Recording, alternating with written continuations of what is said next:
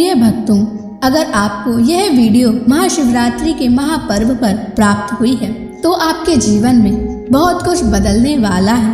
महाशिवरात्रि के इस महापर्व पर आपको महादेव की असीम कृपा प्राप्त होने वाली है, क्योंकि आज हम आपको महादेव का एक ऐसा मंत्र बताने जा रहे हैं जिस मंत्र के जाप या श्रवण करने मात्र से ही आपका जीवन बिल्कुल बदल जाएगा।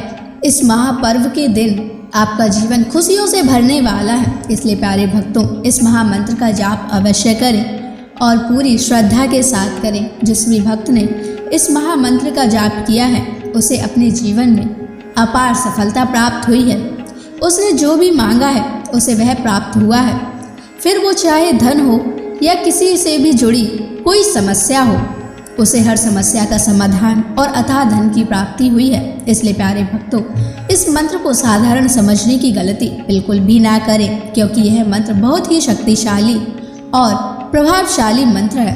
इस मंत्र का जाप या श्रवण करने से ही इस मंत्र का प्रभाव दिखाई देने लगता है। प्रिय भक्तों, जिस भी भक्त ने इस महाशिवरात्रि के महापर्व पर इस मंत्र का जाप किया है उसे महादेव की असीम कृपा भी प्राप्त हुई है। इसलिए प्यारे भक्तों, आप इस मंत्र का जाप करके महादेव की असीम कृपा प्राप्त करें और अपनी मनोकामनाओं को पूरी करें। अगर आप महादेव का आशीर्वाद प्राप्त करना चाहते हैं तो इस वीडियो को लाइक और चैनल को सब्सक्राइब जरूर कर दीजिए और कमेंट बॉक्स में जय भोलेनाथ अवश्य लिख दीजिए। तो चलिए भक्तों, मंत्र का जाप करना प्रारंभ करते हैं। ओम रुद्राय कर्पूर ज्योतिषे अग्निनेत्राय नमः। सर्वदुष्ट नाशाय स्वाहा। ओम रुद्राय कर्पूर ज्योतिषे अग्निनेत्राय नमः। सर्वदुष्ट नाशाय स्वाहा। ओम रुद्राय कर्पूर ज्योतिषे अग्निनेत्राय नमः। सर्वदुष्ट नाशाय स्वाहा। ओम रुद्राय कर्पूर ज्योतिषे अग्निनेत्राय नमः।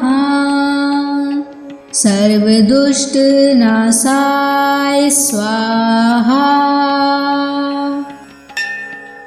ओम रुद्राय कर्पूर ज्योतिषे अग्निनेत्राय नमः। सर्वदुष्ट नाशाय स्वाहा। ओम रुद्राय कर्पूर ज्योतिषे अग्निनेत्राय नमः। सर्वदुष्ट नाशाय स्वाहा। ओम रुद्राय कर्पूर ज्योतिषे अग्निनेत्राय नमः। सर्वदुष्ट नाशाय स्वाहा। ओम रुद्राय कर्पूर ज्योतिषे अग्निनेत्राय नमः। सर्वदुष्ट नाशाय स्वाहा। ओम रुद्राय कर्पूर ज्योतिषे अग्निनेत्राय नमः। सर्वदुष्टनाशाय स्वाहा। ॐ रुद्राय कर्पूरज्योतिषे अग्निनेत्राय नमः। सर्वदुष्टनाशाय स्वाहा। ॐ रुद्राय कर्पूरज्योतिषे अग्निनेत्राय नमः। सर्वदुष्टनाशाय स्वाहा। ॐ रुद्राय कर्पूरज्योतिषे अग्निनेत्राय नमः। सर्वदुष्टनाशाय स्वाहा। ॐ रुद्राय कर्पूरज्योतिषे अग्निनेत्राय नमः। सर्वदुष्टनाशाय स्वाहा। ॐ रुद्राय कर्पूरज्योतिषे अग्निनेत्राय नमः। सर्वदुष्टनाशाय स्वाहा। ॐ रुद्राय कर्पूरज्योतिषे अग्निनेत्राय नमः। सर्वदुष्टनाशाय स्वाहा। ॐ रुद्राय कर्पूरज्योतिषे अग्निनेत्राय नमः। सर्वदुष्टनाशाय स्वाहा। ॐ रुद्राय कर्पूरज्योतिषे अग्निनेत्राय नमः। सर्वदुष्टनाशाय स्वाहा। ॐ रुद्राय कर्पूरज्योतिषे अग्निनेत्राय नमः। सर्वदुष्टनाशाय स्वाहा। ॐ रुद्राय कर्पूरज्योतिषे अग्निनेत्राय नमः। सर्वदुष्टनाशाय स्वाहा। ॐ रुद्राय कर्पूरज्योतिषे अग्निनेत्राय नमः। सर्वदुष्टनाशाय स्वाहा। ॐ रुद्राय कर्पूरज्योतिषे अग्निनेत्राय नमः। सर्वदुष्टनाशाय स्वाहा। ॐ रुद्राय कर्पूरज्योतिषे अग्निनेत्राय नमः। सर्वदुष्टनाशाय स्वाहा। ॐ रुद्राय कर्पूरज्योतिषे अग्निनेत्राय नमः। सर्वदुष्टनाशाय स्वाहा। ॐ रुद्राय कर्पूरज्योतिषे अग्निनेत्राय नमः। सर्वदुष्टनाशाय स्वाहा। ॐ रुद्राय कर्पूरज्योतिषे अग्निनेत्राय नमः। सर्वदुष्टनाशाय स्वाहा। ॐ रुद्राय कर्पूरज्योतिषे अग्निनेत्राय नमः। सर्वदुष्टनाशाय स्वाहा। ॐ रुद्राय कर्पूरज्योतिषे अग्निनेत्राय नमः। सर्वदुष्टनाशाय स्वाहा। ॐ रुद्राय कर्पूरज्योतिषे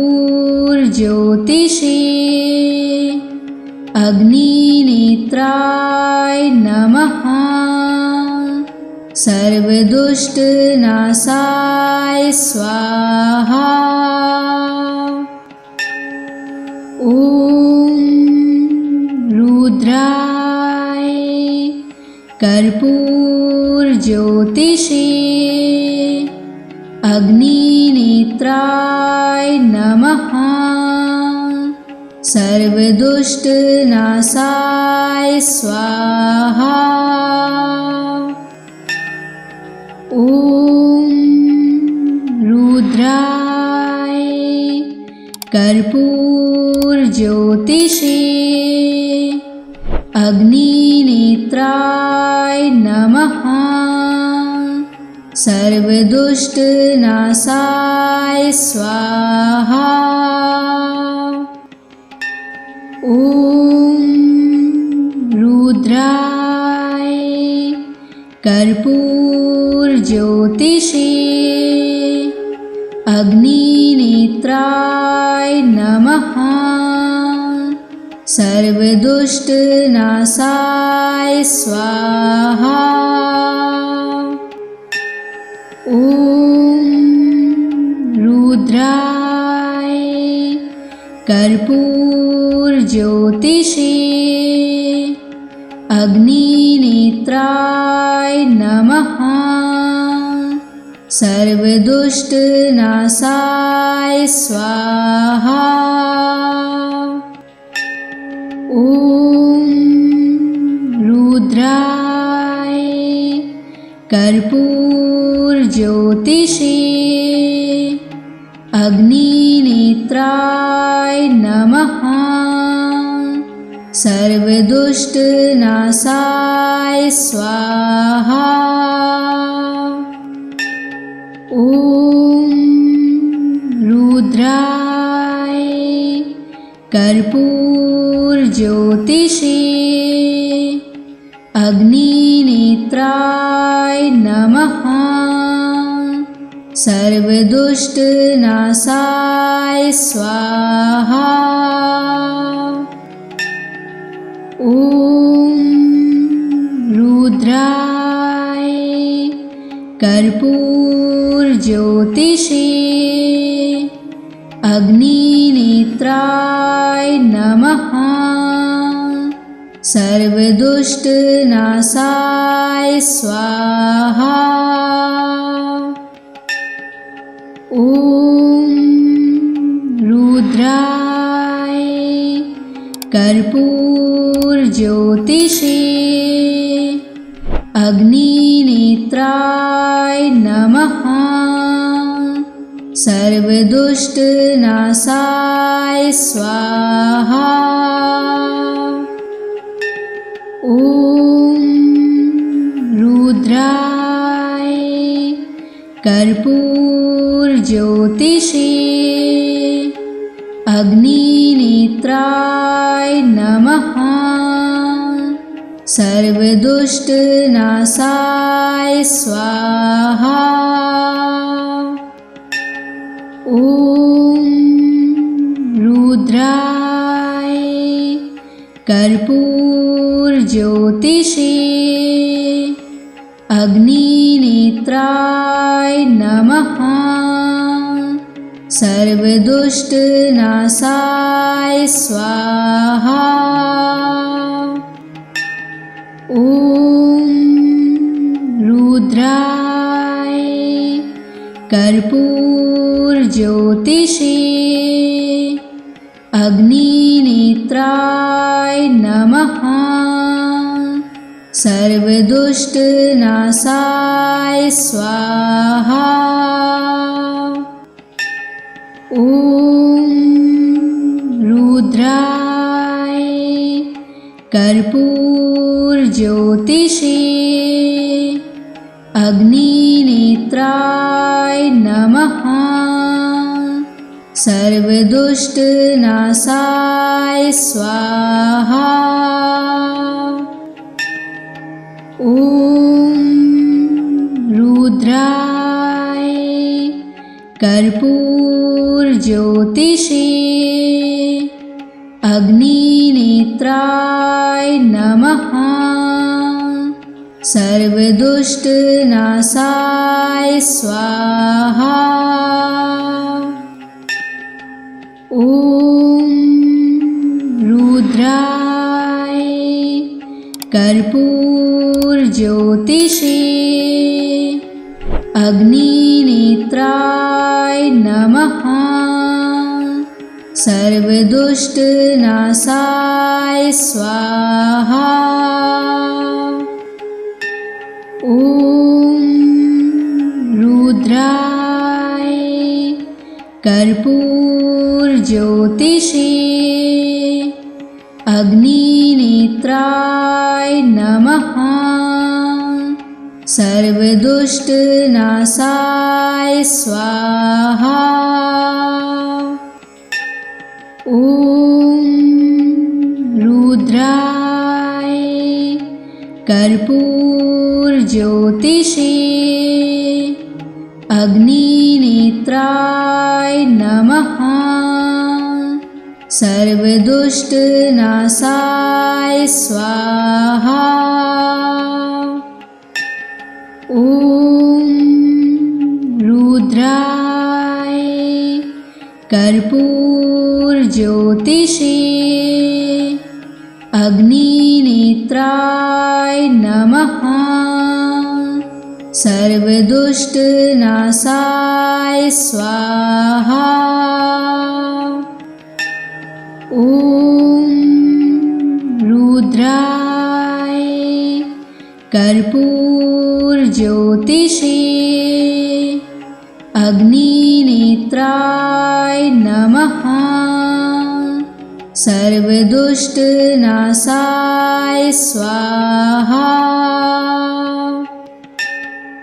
ॐ रुद्राय कर्पूरज्योतिषे अग्निनेत्राय नमः। सर्वदुष्टनाशाय स्वाहा। ॐ रुद्राय कर्पूरज्योतिषे अग्निनेत्राय नमः। सर्वदुष्टनाशाय स्वाहा। ॐ रुद्राय कर्पूरज्योतिषे अग्निनेत्राय नमः। सर्वदुष्टनाशाय स्वाहा। ॐ रुद्राय कर्पूरज्योतिषे अग्निनेत्राय नमः। सर्वदुष्टनाशाय स्वाहा। ॐ रुद्राय कर्पूरज्योतिषे अग्निनेत्राय नमः। सर्वदुष्टनाशाय स्वाहा। ॐ रुद्राय कर्पूरज्योतिषे अग्निनेत्राय नमः। सर्वदुष्टनाशाय स्वाहा। ॐ रुद्राय कर्पूरज्योतिषे अग्निनेत्राय नमः। सर्वदुष्टनाशाय स्वाहा। ॐ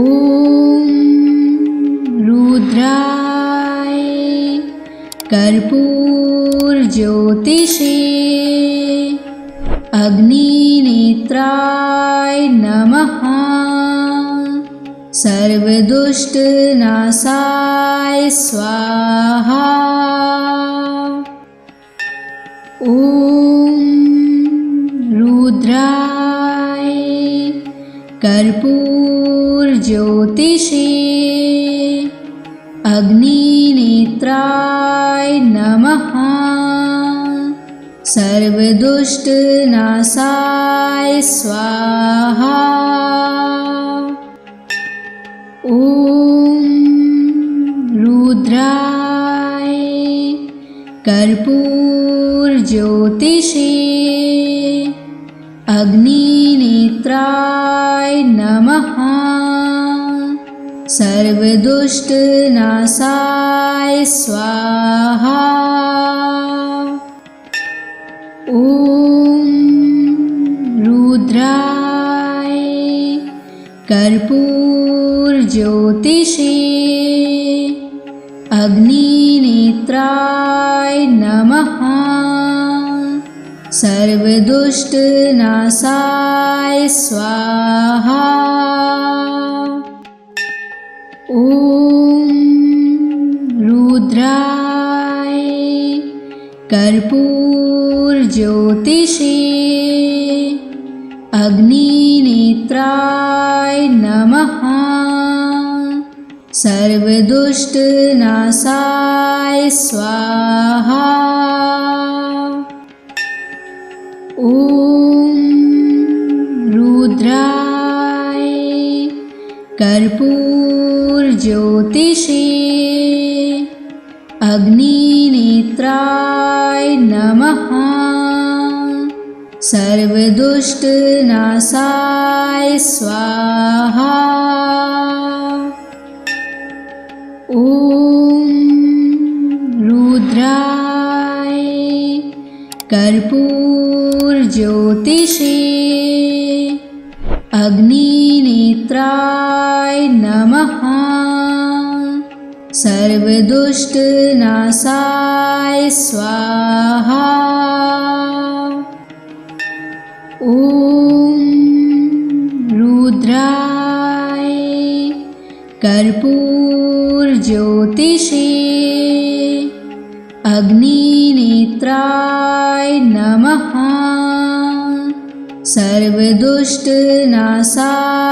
स्वाहा। ॐ रुद्राय कर्पूरज्योतिषे अग्निनेत्राय नमः। सर्वदुष्टनाशाय स्वाहा। ॐ रुद्राय कर्पूरज्योतिषे अग्निनेत्राय नमः। सर्वदुष्टनाशाय स्वाहा। ॐ रुद्राय कर्पूरज्योतिषे अग्निनेत्राय नमः। सर्वदुष्टनाशाय स्वाहा। ॐ रुद्राय कर्पूरज्योतिषे अग्निनेत्राय नमः। सर्वदुष्टनाशाय स्वाहा। ॐ रुद्राय कर्पूरज्योतिषे अग्निनेत्राय नमः। सर्वदुष्टनाशाय स्वाहा। ॐ रुद्राय कर्पूरज्योतिषे अग्निनेत्राय नमः। सर्वदुष्टनाशाय स्वाहा। ॐ रुद्राय कर्पूरज्योतिषे अग्निनेत्राय नमः। सर्वदुष्टनाशाय स्वाहा।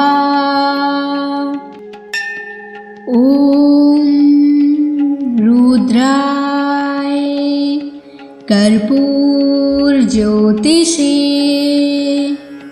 अग्निनेत्राय नमः। सर्वदुष्टनाशाय स्वाहा। ॐ रुद्राय कर्पूरज्योतिषे अग्निनेत्राय नमः। सर्वदुष्टनाशाय स्वाहा। ॐ रुद्राय कर्पूरज्योतिषे अग्निनेत्राय नमः। सर्वदुष्टनाशाय स्वाहा। ॐ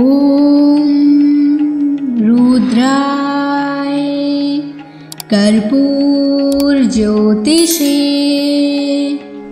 अग्निनेत्राय नमः।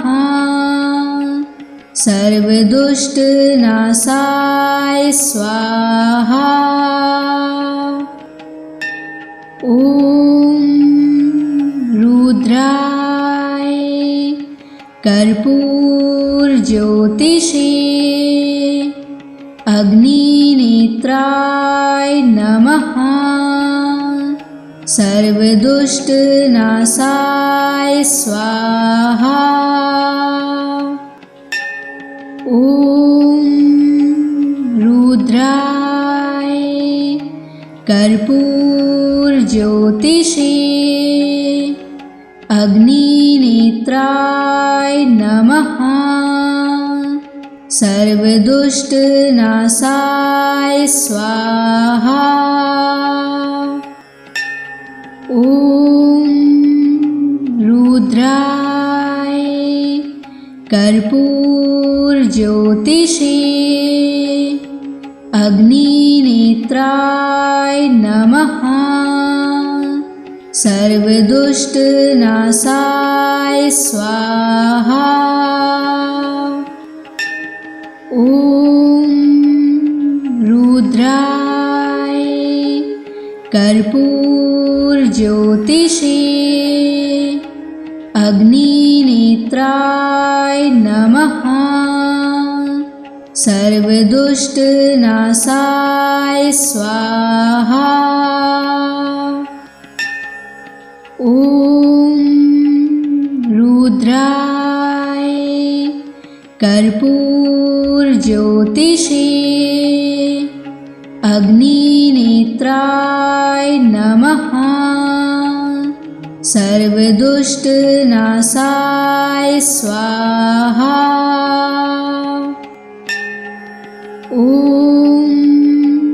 रुद्राय कर्पूरज्योतिषे अग्निनेत्राय नमः। सर्वदुष्टनाशाय स्वाहा। ॐ रुद्राय कर्पूरज्योतिषे अग्निनेत्राय नमः। सर्वदुष्टनाशाय स्वाहा। ॐ रुद्राय कर्पूरज्योतिषे अग्निनेत्राय नमः। सर्वदुष्टनाशाय स्वाहा। ॐ रुद्राय कर्पूरज्योतिषे अग्निनेत्राय नमः। सर्वदुष्टनाशाय स्वाहा। ॐ रुद्राय कर्पूरज्योतिषे अग्निनेत्राय नमः। सर्वदुष्टनाशाय स्वाहा। ॐ रुद्राय कर्पूरज्योतिषे अग्निनेत्राय नमः। सर्वदुष्टनाशाय स्वाहा। ॐ रुद्राय कर्पूरज्योतिषे अग्निनेत्राय नमः। सर्वदुष्टनाशाय स्वाहा। ॐ रुद्राय कर्पूरज्योतिषे अग्निनेत्राय नमः। सर्वदुष्टनाशाय स्वाहा। ॐ रुद्राय कर्पूरज्योतिषे अग्निनेत्राय नमः। सर्वदुष्टनाशाय स्वाहा। ॐ रुद्राय कर्पूरज्योतिषे अग्निनेत्राय नमः। सर्वदुष्टनाशाय स्वाहा। ॐ रुद्राय कर्पूरज्योतिषे अग्निनेत्राय नमः। सर्वदुष्टनाशाय स्वाहा। ॐ रुद्राय कर्पूरज्योतिषे अग्निनेत्राय नमः। सर्वदुष्टनाशाय स्वाहा।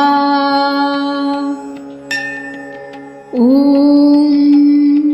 रुद्राय कर्पूरज्योतिषे अग्निनेत्राय नमः। सर्वदुष्टनाशाय स्वाहा। ॐ रुद्राय कर्पूरज्योतिषे अग्निनेत्राय नमः। सर्वदुष्टनाशाय स्वाहा। ॐ रुद्राय कर्पूरज्योतिषे अग्निनेत्राय नमः। सर्वदुष्टनाशाय स्वाहा। ॐ रुद्राय कर्पूरज्योतिषे अग्निनेत्राय नमः। सर्वदुष्टनाशाय स्वाहा। ॐ रुद्राय कर्पूरज्योतिषे अग्निनेत्राय नमः। सर्वदुष्टनाशाय स्वाहा। ॐ रुद्राय कर्पूरज्योतिषे अग्निनेत्राय नमः। सर्वदुष्टनाशाय स्वाहा। ॐ रुद्राय कर्पूरज्योतिषे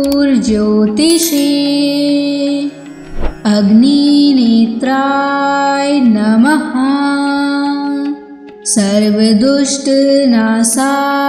स्वाहा। ॐ रुद्राय कर्पूरज्योतिषे अग्निनेत्राय नमः। सर्वदुष्टनाशाय स्वाहा। ॐ रुद्राय कर्पूरज्योतिषे अग्निनेत्राय नमः। सर्वदुष्टनाशाय स्वाहा। ॐ रुद्राय कर्पूरज्योतिषे अग्निनेत्राय नमः। सर्वदुष्टनाशाय स्वाहा। ॐ रुद्राय कर्पूरज्योतिषे अग्निनेत्राय नमः। सर्वदुष्टनाशाय स्वाहा। ॐ रुद्राय कर्पूरज्योतिषे अग्निनेत्राय नमः। सर्वदुष्टनाशाय स्वाहा। ॐ रुद्राय कर्पूरज्योतिषे अग्निनेत्राय नमः। सर्वदुष्टनाशाय स्वाहा। ॐ रुद्राय कर्पूरज्योतिषे अग्निनेत्राय नमः। सर्वदुष्टनाशाय स्वाहा। ॐ रुद्राय कर्पूरज्योतिषे अग्निनेत्राय नमः। सर्वदुष्टनाशाय स्वाहा। ॐ रुद्राय कर्पूरज्योतिषे अग्निनेत्राय नमः। सर्वदुष्टनाशाय स्वाहा। ॐ रुद्राय कर्पूरज्योतिषे अग्निनेत्राय नमः। सर्वदुष्टनाशाय स्वाहा। ॐ रुद्राय कर्पूरज्योतिषे अग्निनेत्राय नमः। सर्वदुष्टनाशाय स्वाहा। ॐ रुद्राय कर्पूरज्योतिषे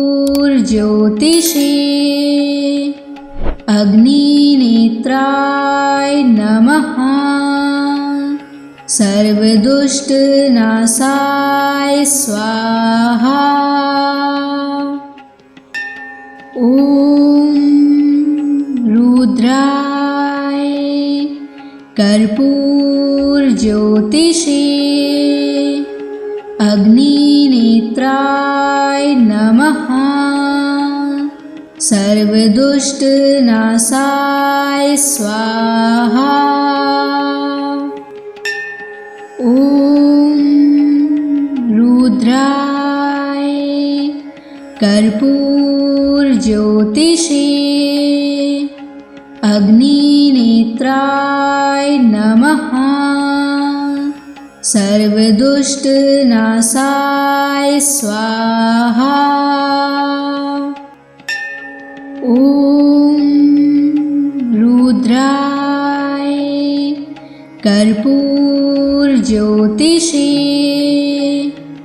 अग्निनेत्राय नमः। सर्वदुष्टनाशाय स्वाहा। ॐ रुद्राय कर्पूरज्योतिषे अग्निनेत्राय नमः। सर्वदुष्टनाशाय स्वाहा। ॐ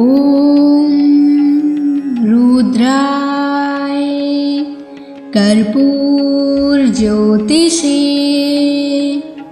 अग्निनेत्राय नमः। सर्वदुष्टनाशाय स्वाहा। ॐ रुद्राय कर्पूरज्योतिषे अग्निनेत्राय नमः। सर्वदुष्टनाशाय स्वाहा। ॐ रुद्राय कर्पूरज्योतिषे अग्निनेत्राय नमः। सर्वदुष्टनाशाय स्वाहा।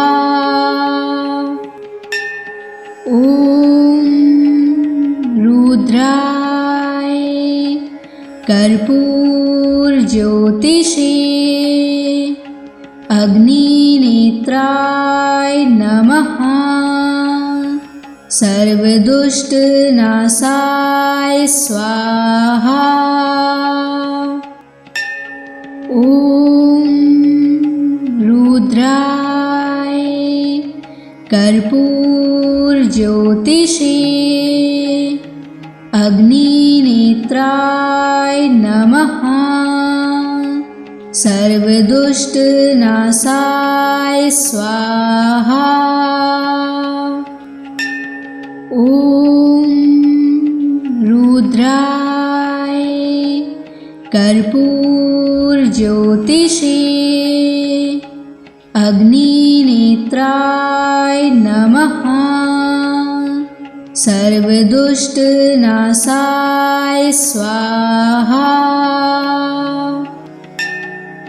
ॐ रुद्राय कर्पूरज्योतिषे अग्निनेत्राय नमः। सर्वदुष्टनाशाय स्वाहा।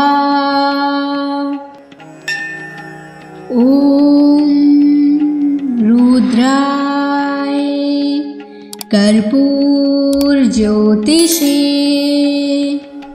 अग्निनेत्राय नमः। सर्वदुष्टनाशाय स्वाहा। ॐ रुद्राय कर्पूरज्योतिषे अग्निनेत्राय नमः। सर्वदुष्टनाशाय स्वाहा। ॐ रुद्राय कर्पूरज्योतिषे अग्निनेत्राय नमः। सर्वदुष्टनाशाय स्वाहा। ॐ रुद्राय कर्पूरज्योतिषे अग्निनेत्राय नमः। सर्वदुष्टनाशाय स्वाहा। ॐ रुद्राय कर्पूरज्योतिषे अग्निनेत्राय नमः। सर्वदुष्टनाशाय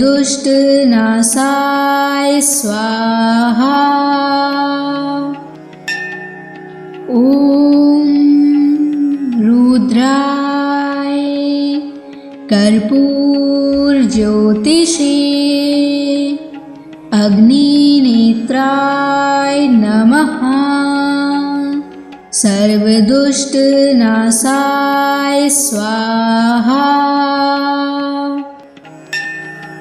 ॐ रुद्राय कर्पूरज्योतिषे अग्निनेत्राय नमः। सर्वदुष्टनाशाय स्वाहा। ॐ रुद्राय कर्पूरज्योतिषे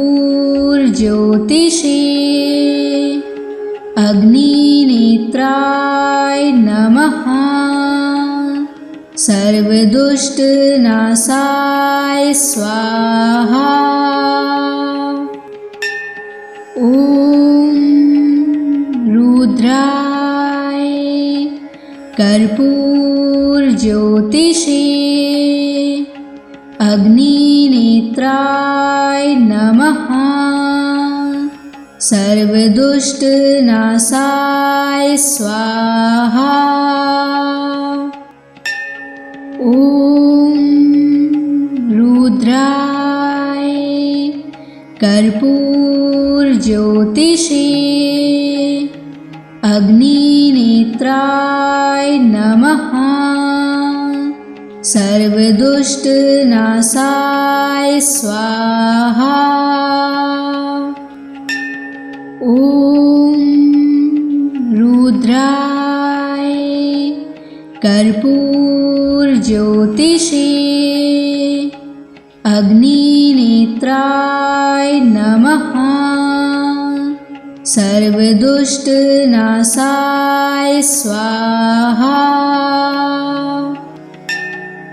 ॐ रुद्राय कर्पूरज्योतिषे अग्निनेत्राय नमः। सर्वदुष्टनाशाय स्वाहा। ॐ रुद्राय कर्पूरज्योतिषे अग्निनेत्राय नमः। सर्वदुष्टनाशाय स्वाहा। ॐ रुद्राय कर्पूरज्योतिषे अग्निनेत्राय नमः। सर्वदुष्टनाशाय स्वाहा।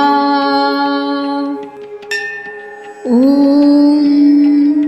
रुद्राय कर्पूरज्योतिषे अग्निनेत्राय नमः। सर्वदुष्टनाशाय स्वाहा। ॐ रुद्राय कर्पूरज्योतिषे अग्निनेत्राय नमः। सर्वदुष्टनाशाय स्वाहा। ॐ रुद्राय कर्पूरज्योतिषे अग्निनेत्राय नमः। सर्वदुष्टनाशाय स्वाहा। ॐ रुद्राय कर्पूरज्योतिषे अग्निनेत्राय नमः। सर्वदुष्टनाशाय स्वाहा। ॐ रुद्राय कर्पूरज्योतिषे अग्निनेत्राय नमः। सर्वदुष्टनाशाय स्वाहा। ॐ रुद्राय कर्पूरज्योतिषे अग्निनेत्राय नमः। सर्वदुष्टनाशाय स्वाहा। ॐ रुद्राय कर्पूरज्योतिषे अग्निनेत्राय नमः। सर्वदुष्टनाशाय स्वाहा। ॐ रुद्राय कर्पूरज्योतिषे अग्निनेत्राय नमः। सर्वदुष्टनाशाय स्वाहा। ॐ रुद्राय कर्पूरज्योतिषे अग्निनेत्राय नमः। सर्वदुष्टनाशाय स्वाहा। ॐ रुद्राय कर्पूरज्योतिषे अग्निनेत्राय नमः। सर्वदुष्टनाशाय स्वाहा। ॐ रुद्राय कर्पूरज्योतिषे अग्निनेत्राय नमः। सर्वदुष्टनाशाय स्वाहा। ॐ रुद्राय कर्पूरज्योतिषे अग्निनेत्राय नमः। सर्वदुष्टनाशाय स्वाहा। ॐ रुद्राय कर्पूरज्योतिषे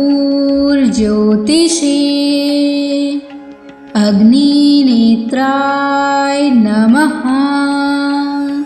सर्वदुष्टनाशाय स्वाहा। ॐ रुद्राय कर्पूरज्योतिषे अग्निनेत्राय नमः। सर्वदुष्टनाशाय स्वाहा। ॐ रुद्राय कर्पूरज्योतिषे